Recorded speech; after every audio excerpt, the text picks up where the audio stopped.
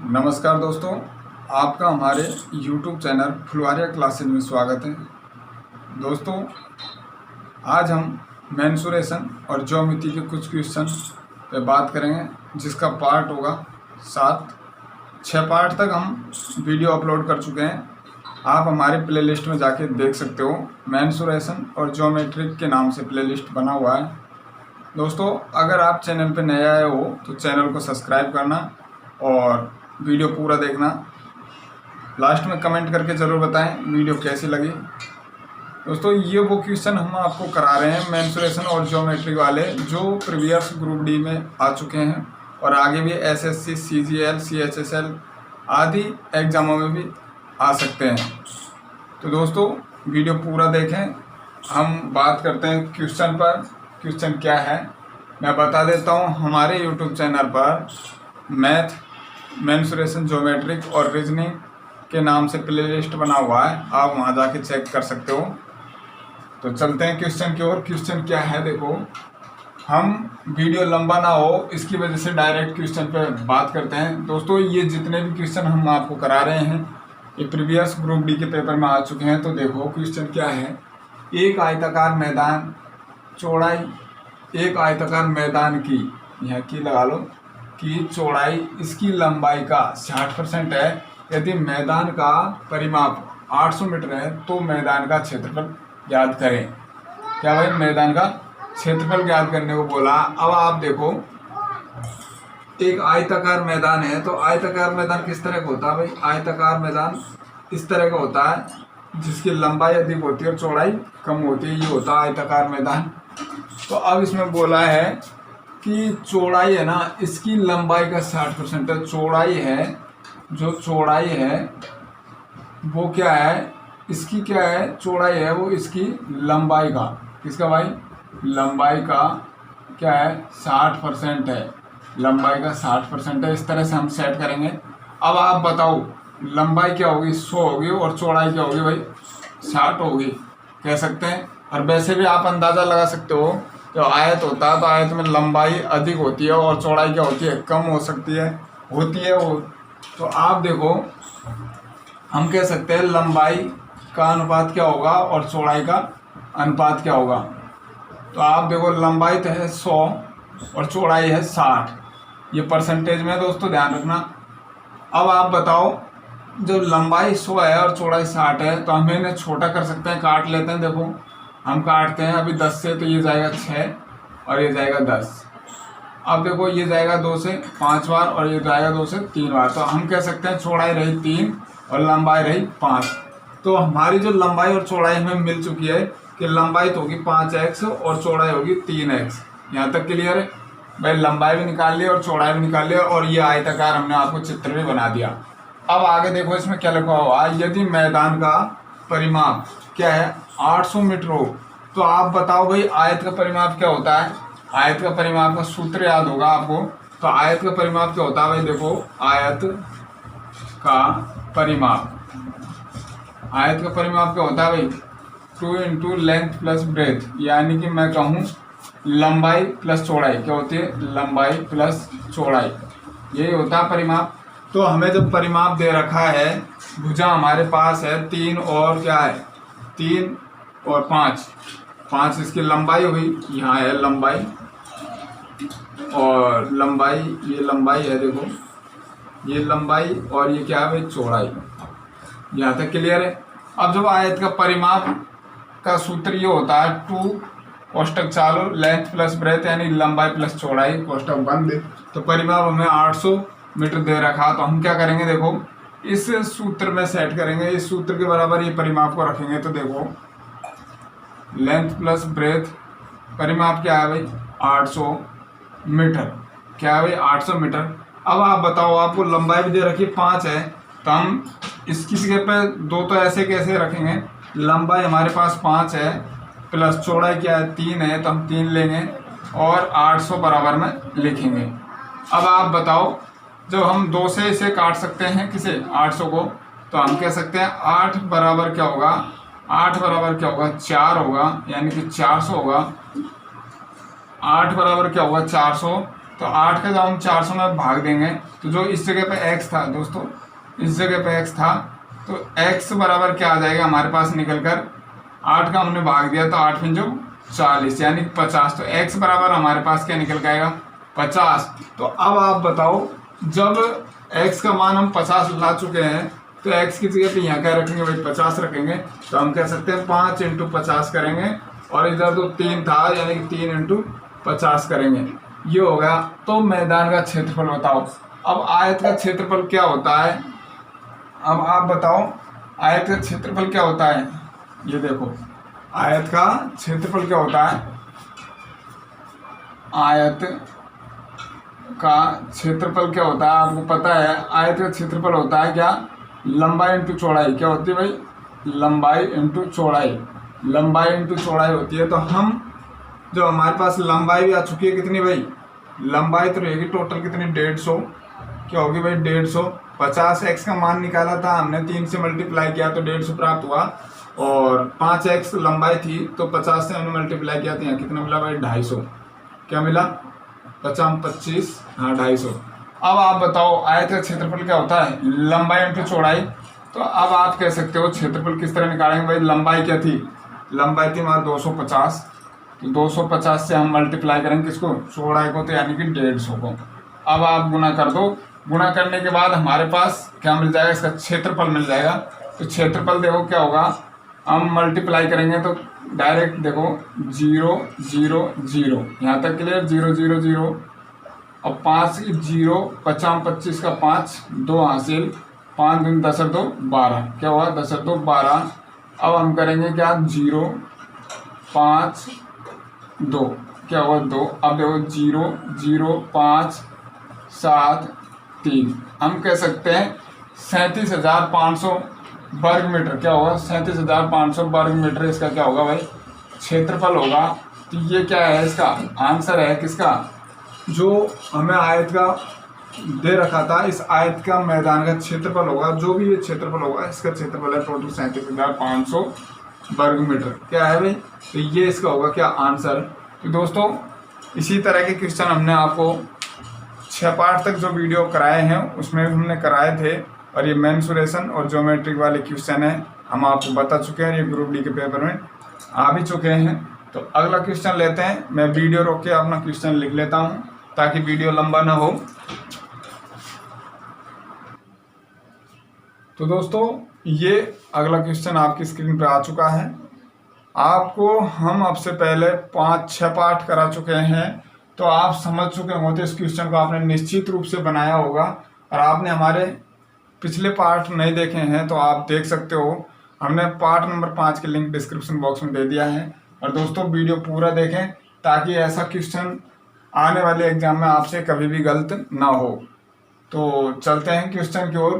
तो क्वेश्चन क्या है, हम ऐसे क्वेश्चन करा भी चुके हैं आपको, हम रिवीजन के तौर पर आपको बार बार से क्वेश्चन करा रहे हैं। तो देखो क्वेश्चन क्या है, एक समचतुर्भुज के विकर्ण 32 सेमी तथा 60 सेमी है, समचतुर्भुज का परिमाप क्या होगा। इससे पहले हमने जो क्वेश्चन कराए थे आपको उसमें क्या था, परिमाप दे रखा था और विकर्ण भुजा था, बट इसमें क्या परिमाप भुजा और विकर्ण दे रखा है। तो सर्वप्रथम तो आपको ये पता होना जरूरी है कि समचतुर्भुज होता किस तरह का है। हम आपको हर क्वेश्चन में बना के बताते हैं।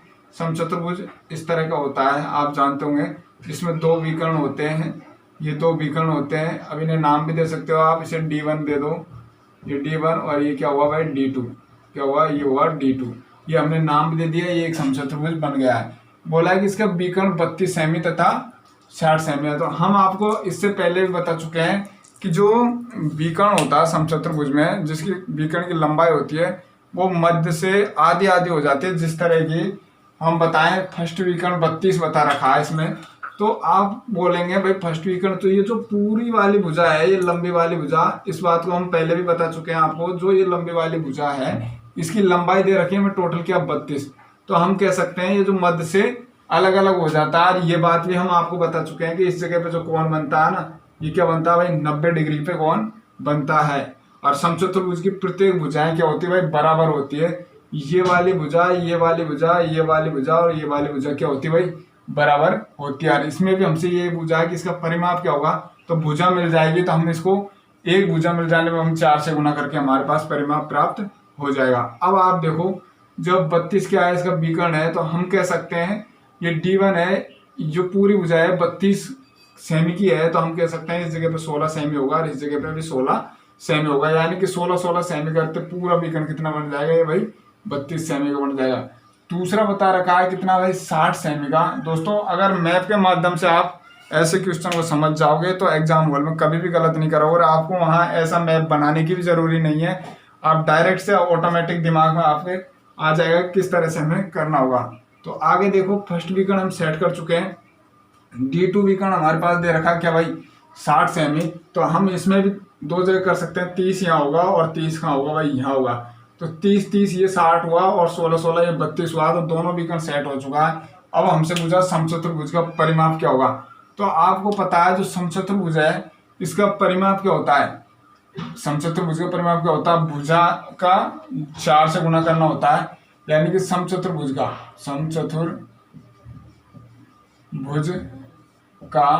परिमाप भुजा है, तो समचतुर्भुज का परिमाप क्या होगा भाई, जो भुजा होगी ना, भुजा को हम 4 से गुना कर देंगे तो ये इसका परिमाप मिल जाएगा, यानी कि ये जो चारों ओर की भुजा है ये वाली इसका परिमाप हमें मिल जाएगा। अब आप बताओ जब हम इतना कुछ कर चुके हैं तो ये एक समकोण त्रिभुज निकल के आया हमारे सामने, क्या निकल के आया, ये जो हम काटेंगे इसको तो देखो ये क्या निकल के आएगा, ये भाई इस तरह का है। मैं यहाँ काट के दोबारा हर क्वेश्चन में इसी तरह से आपको बताया हूँ, और आप अब तक देखे होंगे वीडियो तो समझ भी चुके होंगे और आपने निश्चित रूप से ऐसे क्वेश्चन को बनाया भी होगा। अब आप देखो जो ये लंबा बन चुका है थोड़ा, तो आप देखो जो ये तो है 16 लंबाई इसकी, और जो आधार बता रखा 30, और ये लंबाई और आधार 30 है, और ये हमसे भुजा यानी कि ये क्या होगा, इसका कर्ण होगा। तो ये क्या बन चुका है आपके सामने, ये क्या बन चुका भाई, ये बन चुका है क्या भाई, समकोण त्रिभुज बन चुका है। क्या बन चुका है भाई, ये समकोण त्रिभुज बन चुका है। क्या बन चुका भाई, समकोण, क्या बन चुका त्रिभुज, ये क्या बन चुका भाई, समकोण त्रिभुज बन चुका है। अब समकोण त्रिभुज में हमें आधार दे रखा है और लंब दे रखी है, तो हम क्या निकालेंगे, इसका कर्ण निकालना है। तो कर्ण निकालने का क्या करेंगे हम, पाइथागोरस प्रमेय वाला सूत्र लगाएंगे। तो कर्ण किस तरह निकालेंगे, देखो कर्ण किस तरह लगाएंगे, तो देखो आधार का स्क्वायर प्लस लंब का स्क्वायर, क्या होता है भाई, लंब का स्क्वायर। ये ठीक है यहाँ तक। अब आप बताओ कर्ण हमें निकालना है, तो हम आपको जब मैंने सूत्र लिख चुके हैं पाइथागोरस प्रमेय वाला, तो आधार क्या है, आधार है हमारे पास क्या 30, तो 30 का हम स्क्वायर करके लिखेंगे, डायरेक्ट लिख रहा हूँ मैं, 30 का स्क्वायर करके लिखेंगे, मैं 30 स्क्वायर नहीं लगा रहा हूँ, डायरेक्ट लिख रहा हूँ। तो 30 का स्क्वायर करके लिखेंगे 900, प्लस लंब का डायरेक्ट स्क्वायर करके लिख रहा हूँ, देखो लंब क्या है 16, तो 16 का हम वर्ग करके लिखेंगे तो क्या होगा भाई 256। यहाँ तक क्लियर है। अब देखो कर्ण का क्या होगा भाई हमें, तो 256 और 900, 256 6 5 और 11 यानी 1156। अब आप बताओ ये 1156, आप बता सकते हो कि भाई जो 1156 है, इसको मिटाओ, 1156 है ये किसका वर्ग है। अब हम डायरेक्ट बता सकते हैं ये वर्ग होगा 34 का। अब आप बोलेंगे भाई कि 34 का वर्ग आपने किस तरह से लिख दिया डायरेक्ट, आपको तो याद होगा इसकी वजह से लिख दिया। नहीं भाई, आपको समझ होगा तो आप डायरेक्ट से बता सकते हो किसका वर्ग है। अब मैं आपको इससे पहले एक वीडियो में बता चुका हूँ वर्ग किस तरह से डायरेक्ट चेक करते हैं। जिस तरह की 1156 है, 1156 है, अब हमें इसका वर्ग चेक करना है तो किस तरह से चेक करोगे, देखो भाई ये 1156 है, अब हमें वर्ग चेक करना है किसका वर्ग है। तो आपको मैं बोल चुका हूँ पीछे की जो संख्या है उसे देखो, तो पीछे वो 6 है, तो आप ऐसी दो संख्या देखो 1 से 9 तक का वर्ग करके, 1 से 9 यानी कि 1 का वर्ग, 2 का वर्ग, 3 का वर्ग, 4 का वर्ग, इस तरह से वर्ग करके देखो, पीछे को लास्ट में 6 आना चाहिए।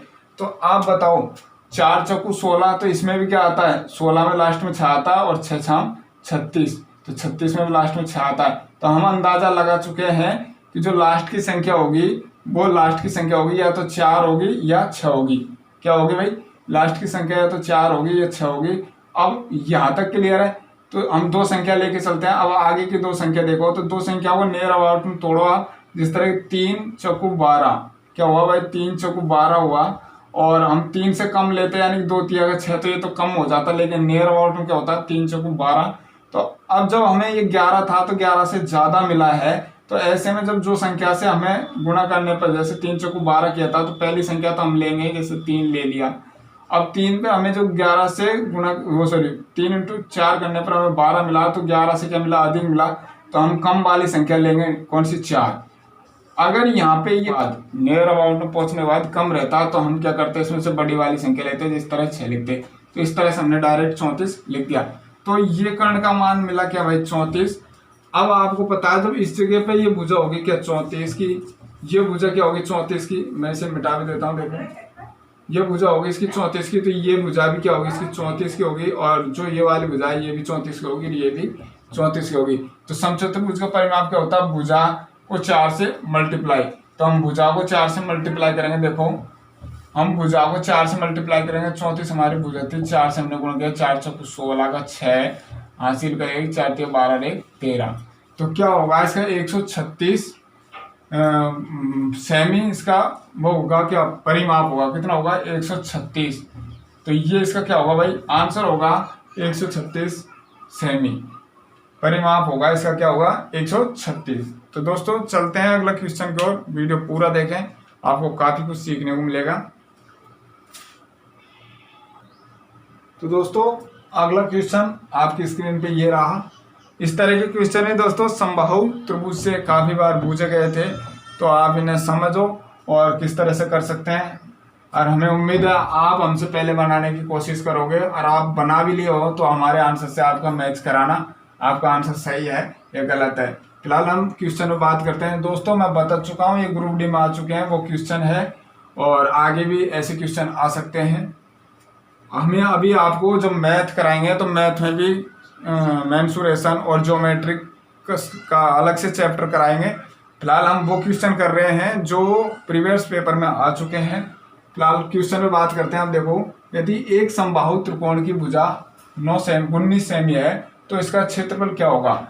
भाई आपको पता है समबाहु त्रिकोण यानी कि जिसकी समबाहु जिसकी समान हो भुजा, तो समबाहु त्रिभुज किस तरह का होता है, ये देखो समबाहु का मतलब होता है यानी कि ये भुजा, एक भुजा ए है तो दूसरी भी ए होगी, तीसरी भी ए होगी, तो हम कह सकते हैं इसकी भुजा क्या बता रखी है 19। तो एक भुजा 19 बता रखी है, ए मान के चलो एक भुजा 19 बता रखी है, तो ये भी भुजा क्या होगी 19 होगी, और ये भुजा भी क्या होगी 19 होगी। तो ये क्या कहलाता है भाई, समबाहु त्रिकोण कहलाता है। समबाहु त्रिकोण कहलाता है, जिसकी समान हो भुजा वो कहलाता है समबाहु त्रिकोण। अब इसमें क्या भुजा है तो इसका क्षेत्रफल क्या होगा भाई, समबाहु त्रिकोण का क्षेत्रफल क्या होता है, इसका एक सूत्र होता है, वो सूत्र क्या है देखो हम लिख देते हैं। क्षेत्रफल क्या होता है भाई, क्षेत्रफल निकालने के लिए एक सूत्र होता है, क्या होता है भाई 3√4 इंटू भुजा स्क्वायर यानी कि ए स्क्वायर, क्या होता है ए स्क्वायर, क्या भाई ए स्क्वायर यानी कि भुजा स्क्वायर। ए का मतलब क्या हुआ, हम आपको यहाँ लिख के भी बताए थे, वैसे यहाँ लिख भी देते हैं। ए का मतलब होता है क्या, भुजा, क्या होती है भुजा होती है ए का मतलब। अब आपको सब कुछ लिखा हुआ आपके सामने, तो क्या करेंगे, बस इतना सा याद रखना होगा। आप यहाँ तक समझ चुके हो कि समबाहु त्रिकोण की प्रत्येक भुजा समान होती है, तो भुजा हमें एक भुजा दे रखी थी तो हमने ऑटोमेटिक मान लिया कि तीनों भुजा 19 की होगी। अब यहाँ तक आप समझ चुके हो तो आप इस सूत्र में सेट करो और इसका क्षेत्रफल प्राप्त कर सकते हो। तो देखो 3√4 इंटू भुजा स्क्वायर, तो भुजा क्या है 19, तो भुजा 19 है तो भुजा का स्क्वायर करेंगे तो 19 इंटू 19 लिखेंगे। अब 19, अब आप बताओ यहाँ हम 3√4 इंटू 19 करेंगे तो क्या होगा 361, क्या होगा भाई 19 इंटू 19 करेंगे तो क्या होगा भाई 361 होगा। अब जब हम इसको काटेंगे तो ये पूरा पूरा नहीं कटेगा, तो ये बात जानते होंगे कि √3 का मान क्या होता है। हम हमारे अनुसार इसे छोटा करने के लिए, जल्दी सॉल्व करने के लिए √3 का मान हम मान सकते हैं। तो √3 का मान क्या होता है, देखो मैं इधर लिख देता हूँ, इधर देखो √3 का मान होता है क्या 1.732, क्या होता है 1.732।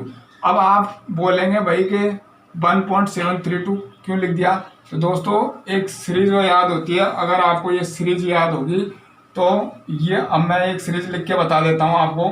अगर ये सीरीज याद होगी तो आप डायरेक्ट से देखते ही बता सकते हैं किसका मान होता है। जैसा कि देखो दो अंडर रूट का मान क्या होता है, आप देखेंगे 1.444 1.414 और अंडर रूट 3 का मान होता है क्या, हम जो अभी लिखे आपको 1.732 और जिससे अंडर रूट 4 का मान क्या होता है आप बताएंगे 2 और अंडर रूट 5 का मान क्या होता है तो हम कहेंगे 2.2 और कुछ आगे चलेगा अंडर रूट 6 का मान क्या होता है 2.4 और कुछ आगे चलेगा अंडर रूट 7 का मान क्या होता है 2.6 और कुछ आगे तक चलेगा अंडर रूट 8 का मान क्या होता है 2.8। दो दो बढ़ा के चलना है आपको, ऑटोमेटिक याद हो जाएगा ऐसा नियम दोस्तों, ये ऑटोमेटिक अपने आप आपको याद हो जाएगा कि दो दो बढ़ा के चलना और कुछ नहीं करना है, इसलिए हमने हम डायरेक्ट ये लिखा। अब आप देखो फिर अंडर रूट 9 का मान क्या हो जाएगा, आपको पता है कि 3 होता है, आप भी बोल सकते हो कि 3 का वर्ग होता है। तो इस तरह से आप निकाल सकते हो दोस्तों, इनसे अभी हमें कोई मतलब नहीं है, लेकिन हम यहाँ लिखे थे इस वजह आपको लिख के बताए थे कि ये किस तरह से लिख दिया। अब आप देखो तो अंडर रूट 3 का मान क्या होगा 1.732। अब हम क्या करेंगे इसकी जगह पे ये लेके चलते हैं, देखो 1.732 इंटू 361/4। अब आप बताओ जब हम 4 का भाग दे सकते हैं इसलिए हमने ये संख्या बनाई थी, हम इसमें 4 का भाग देंगे तो कितने बार जाएगा, देखो 4 चौको 16, एक बचेगा 3 उतारेंगे 13 हो जाएगा, 4 का भाग देंगे 4 तिया का 12 और एक बचेगा 2 उतारेंगे 12 हो जाएगा, 4 तिया का 12। तो क्या हुआ भाई 433। अब 3 छोड़ के हम पॉइंट लगाएंगे तो यहाँ पॉइंट लग जाएगा। अब हमारे पास क्या मिला देखो 361 इंटू 4 3 3 गुना करेंगे, देखो 3 6 18 हासिल का 1 3 3 और 1 10 और 3 8 0 1 4 6 चौको 24 2 हासिल का और 4 3 12 2 14। क्या होगा 4 3 12 2 14 तो 3 11 का 1 का हासिल का 1 12 1 13 हासिल का 1 5 1 6 और 6 और 5 ये रहा और 1 ये रहा। अब हम क्या करेंगे 3 छोड़ के पॉइंट लगाएंगे, 3 छोड़ के पॉइंट लगाएंगे क्या भाई 1 2 वो सॉरी 3 छोड़ के पॉइंट लगाएंगे ये रहा। तो इतना सेमी वर्ग स्क्वायर हमारा क्या होगा, इसका क्षेत्रफल होगा कितना 15 6 156.313 सेमी वर्ग स्क्वायर इसका क्षेत्रफल होगा दोस्तों। तो दोस्तों ये इसका आंसर होगा, आपको दिख नहीं रहा होगा मेरे को पता है तो मैं यहाँ लिख देता हूँ, देखो क्या है इसका आंसर, देखो 1.76313 सेमी क्या होगा स्क्वायर, ये इसका क्या होगा आंसर होगा। तो इस तरह से आप निकाल सकते हो। हमने जो आपको अंडर रूट 3 का मान ये लिखा था, इस तरह से आपको 9 तक तो कन्फर्म याद होना जरूरी है ताकि आप डायरेक्ट से लिख सकते हो कि अंडर रूट 3 का मान क्या होता है, अंडर रूट 5 का मान क्या होता है, अंडर रूट 6 का मान क्या होता है। तो इस तरह से आप ऐसे क्वेश्चन को जल्दी से निकाल सकते हो। अगला क्वेश्चन लेते हैं दोस्तों। ज़्यादा क्वेश्चन इस वजह से नहीं ले पाते हैं क्योंकि वीडियो लंबी हो जाती है इसकी वजह से। तो दोस्तों अगला क्वेश्चन ये रहा आपकी स्क्रीन पे। ऐसा क्वेश्चन हम आपसे पहले के जो पार्ट थे 4 और 5 पार्ट उनमें भी हम ऐसे क्वेश्चन करा चुके हैं। तो आप क्या करोगे ऐसे क्वेश्चन को बनाने की कोशिश करें और बना लिया हो तो आपका आंसर निकाल के रखें, हमारे आंसर से मैच कराएं। तो हम अभी क्या करते हैं इसको डायरेक्ट बना के बताते हैं। तो इसमें सूत्र था, वो सूत्र आपको अब तक तो याद हो चुका होगा क्योंकि हमने 6 पार्ट करा दिए हैं आपको। तो देखो सूत्र क्या है n(-2) इंटू 180 डिग्री बटा n, ये होता है इसका सूत्र। जब आंतरिक कोण निकालने को बोले तो ये सूत्र चलता है, जबकि बाह्य कोण में क्या चलता है 360 चलता है बटा भुजा होता है, ये होता है। ठीक है, तो इससे अभी हमें कोई मतलब नहीं है। अब आप देखो आंतरिक कोण निकालना हमारे पास सूत्र है तो आप निकाल सकते हो। दोस्तों मैं बार बार से हर क्वेश्चन में ऐसे में बोलता हूँ, ऐसा क्वेश्चन इसलिए करा रहे हैं ताकि आपका रिवीजन हो जाए। और एक वो सूत्र चलता है देखो n-3 बटा 2, ये क्या होता है इसमें आपको या तो भुजा दे दी जाएगी और विकर्णों की संख्या बूझी जाएगी या फिर विकर्णों की संख्या दे दी जाएगी या भुजा बूझी जाएगी। तो इस तरह से आप निकाल सकते हो। फिलहाल इससे हमें कोई जरूरी नहीं है। ये देखो इसमें सेट करते हैं n क्या है, n भी हम आपको बता चुके हैं, ये होती है भुजाओं की संख्या होती है। भुजाओं की क्या होती है भाई संख्या होती है। तो आप देखो हम सेट करते हैं। तो द्वादश भुज, द्वादश जो कि एक लिखा हुआ है, द्वादश का मतलब होता है कि भाई 12। तो जो 12 भुज में आंतरिक कोण कितने डिग्री का होगा, तो हमें यही निकालना है। तो आप देखो n की जगह पर हम लेके चलेंगे भाई भुजाओं की संख्या, n का मान होता है तो 12 - 2 इंटू 180 डिग्री बटा n, n क्या है 12। अब आप बताओ 12 से 2 गया, तो मैं इसके नीचे लिख रहा हूँ, देखो 12 से 2 गया तो क्या होगा 10 इंटू 180 और बटा क्या है 12। अब आप 12 से काटो इसको, तो देखो 12 एकम 12 और 6 बचेगा, 12 पंचो 60। तो क्या होगा भाई 50 15 को 10 से मल्टीप्लाई करेंगे तो क्या होगा 150। तो आप कह सकते हो 150 डिग्री का इसका क्या होगा आंतरिक कोण होगा। कितना होगा 150 डिग्री का आंतरिक कोण होगा। तो ये इसका फिलहाल क्या है आंसर, जो कि द्वादश भुज में यानी कि 12 भुजा में आंतरिक कोण कितने डिग्री का होगा भाई 150 डिग्री का होगा। तो दोस्तों मेरे को उम्मीद है आपको वीडियो पसंद आई होगी, और पसंद आए तो अपने दोस्तों के साथ शेयर करें और वीडियो को लाइक जरूर करें।